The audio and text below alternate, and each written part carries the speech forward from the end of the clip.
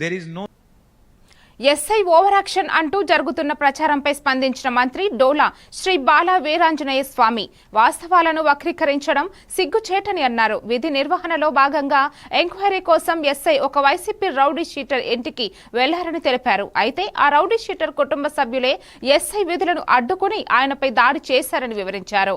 అయినప్పటికీ వైసీపీ నేతలు అసత్య ప్రచారం చేస్తూ పోలీసులను తప్పు చేసినట్టు చిత్రీకరించడం దారుణమని విమర్శించారు.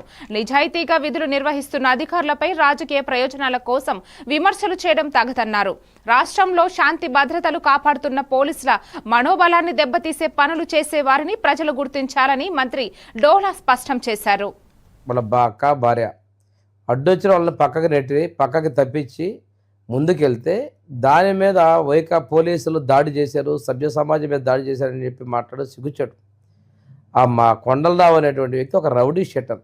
సీసీ కెమెరాల్లో ఆ మధ్య జరిగిన దొంగతనాలకు సంబంధించినటువంటి దొంగల్ని పట్టుకునేందుకు ఆ సీసీ కెమెరా ఫుటేజ్ చూడడానికి వస్తాయి. వాళ్ళకి ఆ హక్కు ఉంది పోలీసులకి.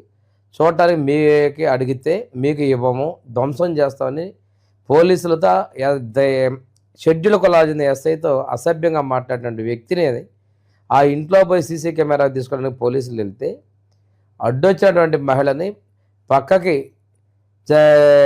తప్పి